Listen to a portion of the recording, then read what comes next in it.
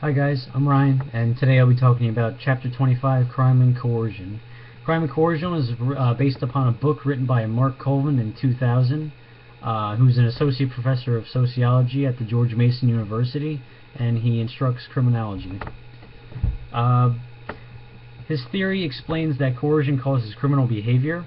This is nothing new. It's based off of a number of other theories, including Agnew's general strain theory, Cohen's social support theory, and Titel's control balance theory. In his book, Colvin shows us an integrated theory of crime that's organized around social control. Colvin himself agrees that control has two fundamental dimensions, which is envisioned with two entirely different endpoints. The first is a degree of coercion, where control can range from coercive to non-coercive, and the second is a degree of consistency that can range from consistent to erratic. By cross-tabulating these two different controls, you can get four control types. Type 1 would be non-coercive consistent control. Type 2 is non-coercive erratic control. Type 3 is coercive consistent control. And Type 4 is coercive erratic control. Before we get into the four different types, let's look at coercion. Coercion occurs when one is compelled to act in a certain way, either through direct force or intimidation through others, usually through the pressure of impersonal economic or social forces. Interpersonal forms of coercion may or may not even involve the use of violence.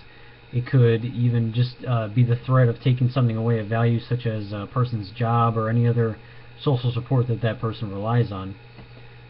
Coercion could be seen as setting into motion the social psychological dynamics as a precursor to chronic involvement in criminal behavior. Coercion could be seen as setting into motion creates a strain in the form of anger, often contributing to weak, alienated social bonds, low self-efficiency, and if delivered on an erratic schedule, leads to low self-control.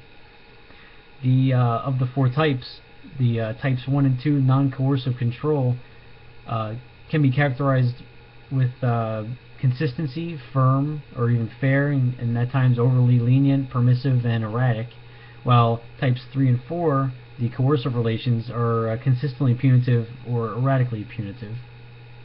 Each of the four types, as I said, has a different social psychological outcome that has different effects of behavior on that individual.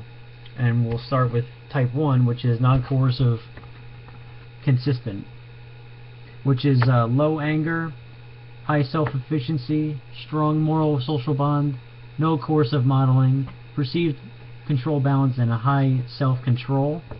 The social psychological outcome is strong predisposition for pro-social behavior and a low probability of criminal behavior. That's not to say people who have type 1 will never go into crime or have a deviant pursuit.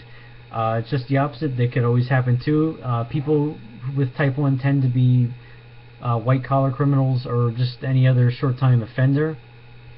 Those with type 1 usually desist from criminal behavior when the rationalization that supports their behavior begins to break down and internal moral constraints reassert themselves. So they're not in crime for a long time.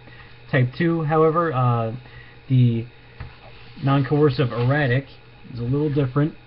Still a little similar though. With low anger, high self-efficiency, no coercive modeling, and low self-control.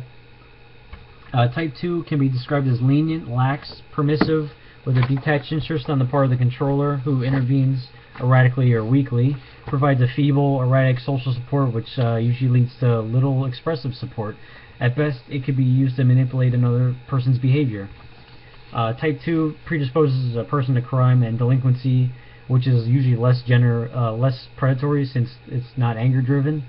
With low self-control, they're likely to explore deviant pleasures such as petty theft, drug use, sexual promiscuity, drinking, and any other minor act. With the combination of low self-control, intermediate calculative social bond, and high self-efficiency, it allows them to create a pleasurable outcome without having to neutralize guilt. And when the negative costs begin to accumulate, such as their personal health, social relations with others, and even their freedom, they're likely to desist from criminal involvement, since their rational calculation usually tells them that these deviant pursuits aren't worth it anymore. When we move on to type 3, the coercive side, we go to consistent coercive, which is high self-directed anger, low self-efficiency, it's usually weak social bond, and it's a rigid self-control.